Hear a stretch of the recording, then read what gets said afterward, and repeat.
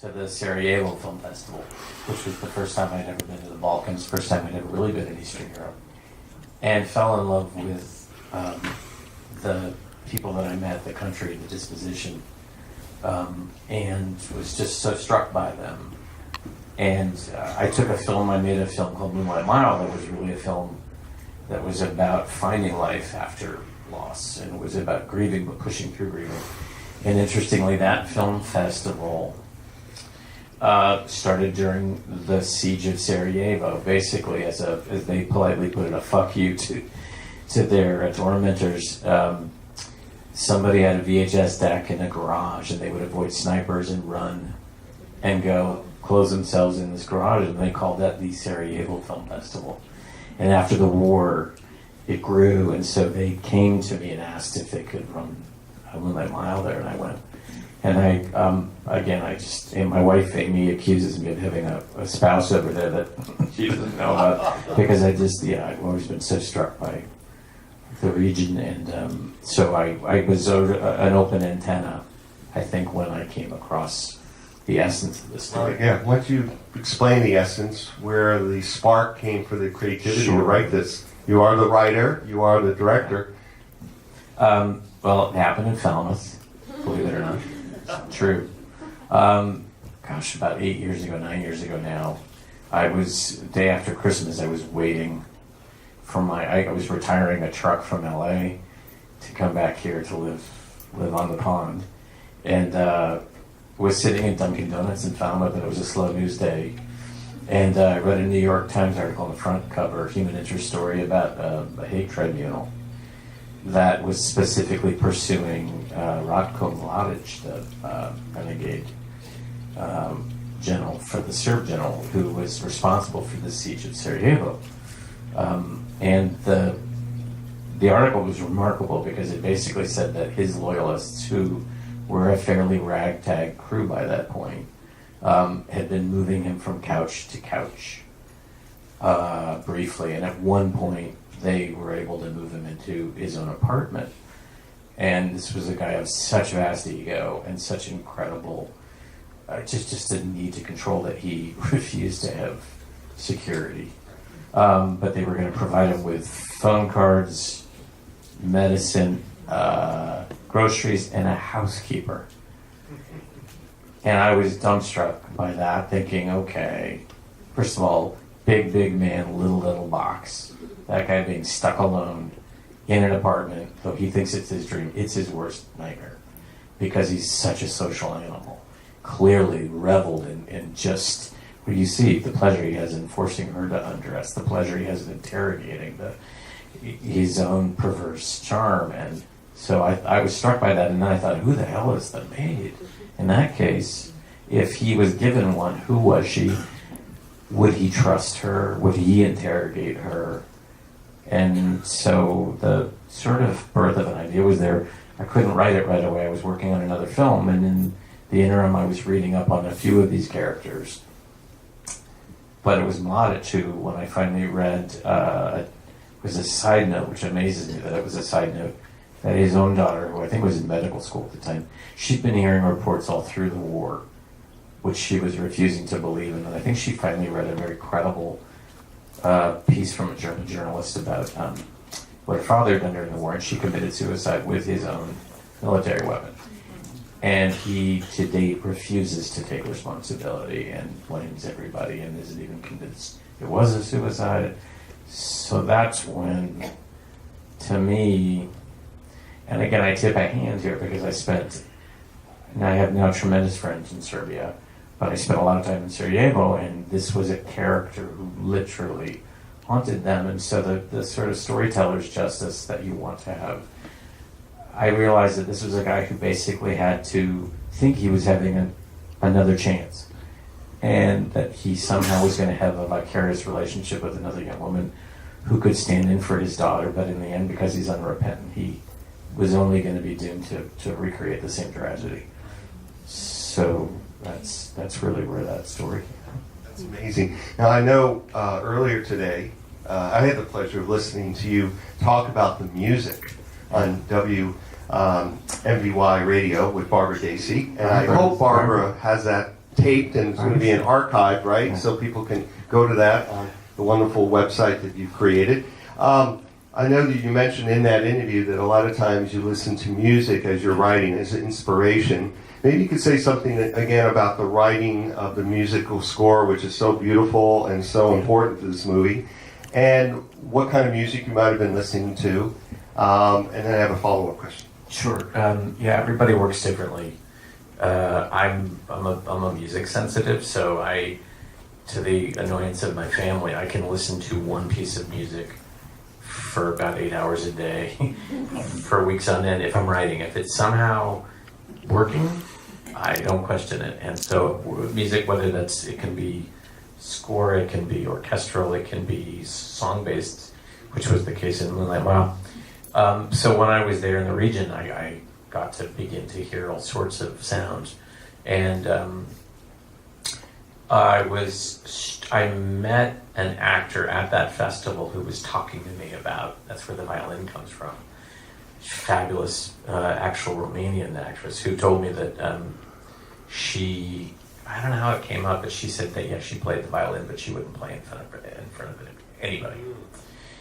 And then I asked her what she played, and she told me. And so I found this sort of Serb equivalent of this track that is what the picture ends with. It's the piece that she plays. It's called Sarajevo Love, and it's a traditional piece, and I had that playing constantly. And the crew has to be patient with you because they're going to hear it a lot. And that was actually Hera Hilmar playing. Hera, it turns out, played a little, not a lot, which was perfect, because if it had been just too perfect, it was going to, for me, blow the spell. So, interestingly, these are the director moves you make, because obviously in long days of shooting, everybody can get tired. And when I was going to shoot the final scene there with the narcissist, as I like to call him at times, with that character, as the officials are pulling up to take him, I knew I was going to be using that piece of music, but I had finished Tara's work that morning, and so we made a big show of sending her home, and then I asked her to stay, and unbeknownst to Ben. And so when we sat and rolled camera, I had her 30 feet away start playing, and I see, because I can see them, I physically see him seize, and then I see him just trying to breathe, and just trying to, because he, on all levels, the connection to this young woman, the character, the actor, all of it, because it was a really intimate experience we had, and it was amazing. So I knew I had to get it on one take, because I wasn't going to get that again. So, likewise, her death, that what you saw was he had read the script, of course, and knew what was going to happen, but we didn't rehearse that moment, and then I shot that moment on his side, and we had obviously the actor had an artificial gun, but I had a stuntman.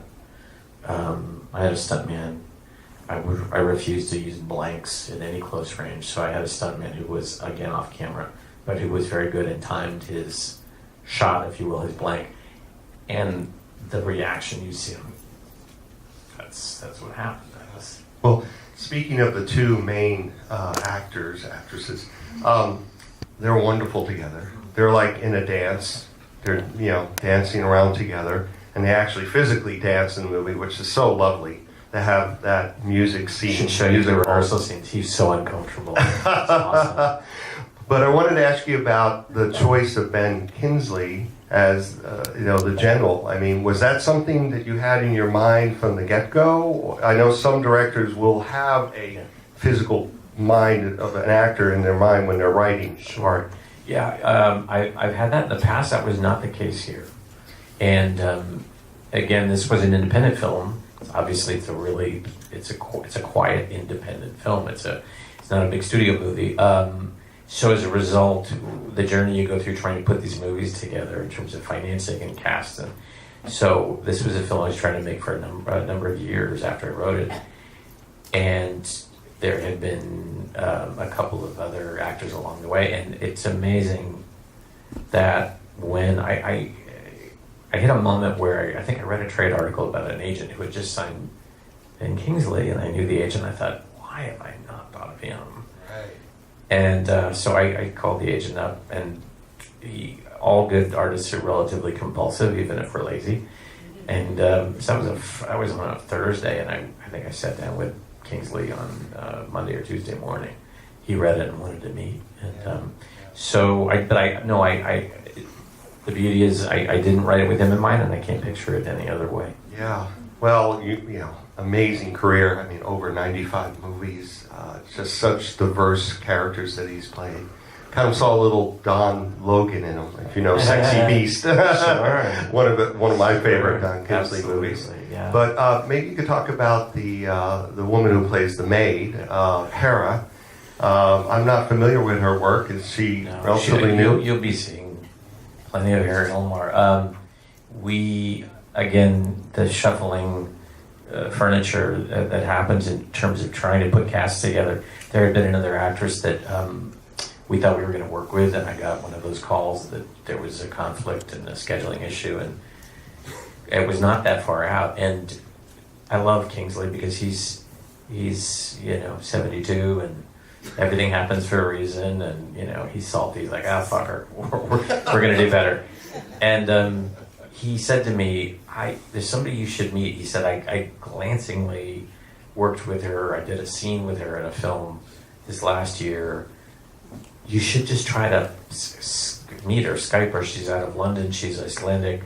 I could be wrong, but I think she's pretty remarkable. And so I was here in the Vineyard, and I Skyped with Hera Hilmar, who comes from, I think her father's a theater director, her mother's an artist.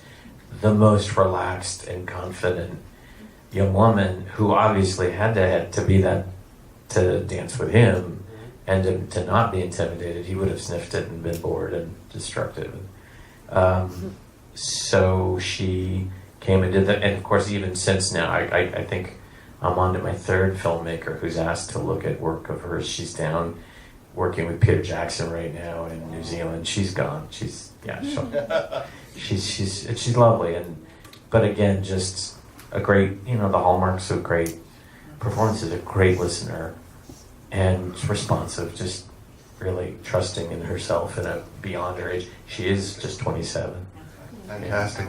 Well, let's take some questions from the audience. So, Greg, you have a question? Yeah, I do. So there was I had a chance to watch the film with Rich, and there was this one scene which I really liked where there were the 3 shots Yes. that they were doing, and then I think it was the chest that he wanted to put. Where did that come from? Or is that like in historical? The question was just, sure. Question was about the scene, after dinner scene with the general wanting to play chess. That was though it's not exclusive to him probably, but that was a detail that I had read about. The love of chess was a detail I had read about Mladic, about Rocco Mladic, and was very, just again, that's the interesting thing about this character. He's so seductive, and I just loathe him, but he has.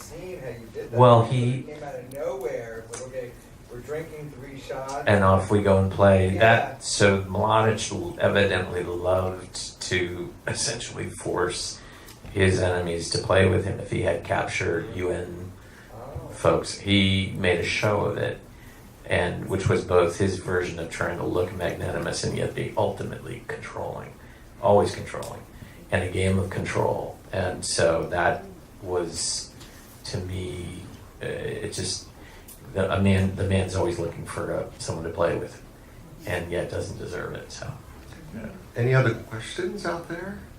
Anyone? Yeah, way back there. I can't see. Oh. Why did he have a regional English accent? Why did you select that? Thank you. Awesome question. Why did he have a regional English accent? So I have my own personal. Every filmmaker's different. I have a bugaboo about characters who, in theory, are speaking a foreign language, but they're speaking English with the accent of that language. In my mind, they should be speaking the language, or just speak their own tongue. So when I met with Kingsley, I said, I would love to not create the artifice of a big Eastern European accent, asking you to sound either like a Serb or a Croat, and he said, "Oh no, absolutely, absolutely, great." And then over the course of months, he at one point said to me, "You know, tell me if I'm wrong, but the man you've written is not." He says to her, "Oh, city girl, he's not a city guy. This feels like a guy who is regional. And so if you're okay, I would like to locate him." And it's going to be, in this case, it's much more kind of Yorkshire way. But to him, that felt more of a more humble background, and which I thought was great. And again, so that's the storyteller's choice, rather than again having lots of thick Eastern European accents. But that was that, yeah. There was another hand over here somewhere. Oh yes, gentlemen. The last scene was confusing to me, but I ultimately interpreted it as your excoriation of him as a coward for failing to kill himself. Is that what you were trying to say? Okay, well, yeah, and I know if I was cooler, I would say, "What did you think?" I'm not. Yeah, I hear the tells. Again, the question, was it really an excoriation of him as a coward? I believe so, and the hints that we put. There were a number of cigarettes burned out in the ashtray. And I think his narcissism is so great that if he were going to actually take himself out, he would have done so at the beginning of his night. And I think he doesn't have it within him, if you will. Not that that's any great thing, but I think it's somebody who, in the end, can't even follow through on that. So that is exactly right. And I think he's been sitting there for many, many, many hours, and essentially waiting for them to come through the door, so that then he can say, "Oh, if I'd only had another minute." Yeah. Any more hands? Any more questions? Yeah, way in the back. He was captured in the trial. So here's the crazy thing. I wrote, because this has been a bit of a journey. He was captured 9 months after I wrote the script. And characters, such destiny, that all I was doing was reading about this fellow, and I had my own guesses about the what ifs. If he had a Tanya, what would he do? And if he had a, so it was amazing. He was captured, and he's currently he's in the Hague. I think his trial is even concluded now. They're waiting on sentencing. But he was captured, and he literally had two requests when he was captured and brought back to Belgrade. He was very close by. He had always been in Belgrade, and then ended up he had two requests. One was that he wanted fresh strawberries, and the second was he wanted to visit his daughter's grave.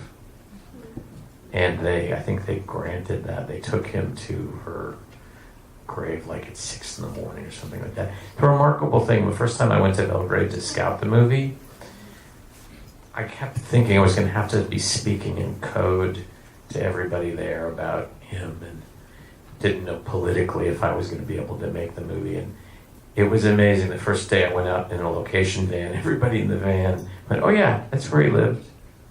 And they pointed out an apartment block. And I said, you all knew that at the time?" And they were like, "Oh yeah, absolutely, everybody knew."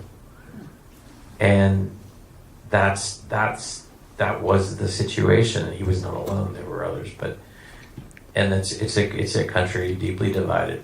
There's incredible new waves of nationalism there that are frightening, and it's true through lots of different parts of that region. But he was there, dancing around in plain sight. Amazing. Yes. Did Ben Kingsley go into as much research about knowledge as you did, or did you just discuss it, or did he work completely off of the script and instinct and dialogue? The latter. The question: Did Kingsley do a lot of research himself, or did he rely on? He's a good man of the theater, and he when we first met, it was such an interesting Socratic moment. I sat down with him. He has a place in Los Angeles he comes to occasionally, and he said, "Right, so you wrote this." And I said, "I did." He said, "Great. Finish this sentence. There was a king who," and it was a test. It was a total Yoda test. And I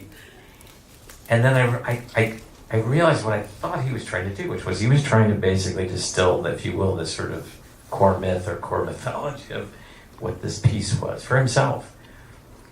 And he said it a second time, there was a king who. And I thought, well, this could be a very short meeting. I don't know how it's going to go. And I said, okay. I sat and thought about it. I said, there was a king who was visited by his own country, its past, its present, and its future. And he took her hostage for fear of his own place. And he stopped. He went, thank you. I'm sad. And he said, you've just given me what I need for the film. And, which of course is also an awesome thing for him to say, because it's like he's been kingly. But that was the harbinger of what was ahead. So yeah, he believed he had a universe that he could then understand what the story was and what the sort of kind of core myth was. And so he never did. We talked about, and he even when we were in Belgrade, he was up in this lovely kind of penthouse in the hotel we were in. He never left. He is shy. He's obviously very recognizable. But I said to him one day, I said, you're literally living his journey. And he went, yep. Because we had talked about, there was one military grave that we were both interested in visiting. And we only shot for 5 weeks. It wasn't for 3 months. But I realized we were never going to go visit it until the film was done.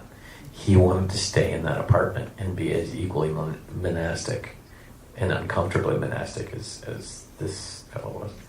So yeah, no, he memorized it. 6 months out, he made me essentially promise. He said, "Are you going to change anything? I just need to know now." With the script, and I said, "I have no plans to."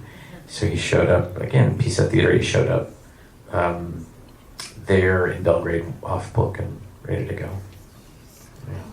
Experience, yes. Whose idea was it? Was it yours, or was there a historical evidence about it to have Kingsley, the character, wearing a wedding ring and be so devoted to the wife, even though he'd been so, horrible and evil, and he was upset because she wouldn't talk to him anymore, and Sure. I applaud her, but I just thought that was a very interesting. It was. What's great is there's so many moments in the process, and you have a lot of questions answered, and then there's many that you don't until you sit and have which we did. We were having a wardrobe meeting, and he had shown up, and we had the fantastic costume designer there. And it's one of those things where we've got the shoes, we've got that, and then you kind of suddenly, we both looked at each other. It was great. And we're like, oh yeah, has to have it. He refuses to believe, he's not relinquishing that relationship. It certainly wouldn't be on his terms if keeps that, even if it's meaningless to his spouse or if it's at least incredibly difficult. So that was a conscious, but it was one of those it was not thought of until that meeting, which is the beauty of process. You don't have any idea from the real person. If he kept his, if I had a large bet to place, I would bet that he still has it on. Yeah, absolutely, for sure.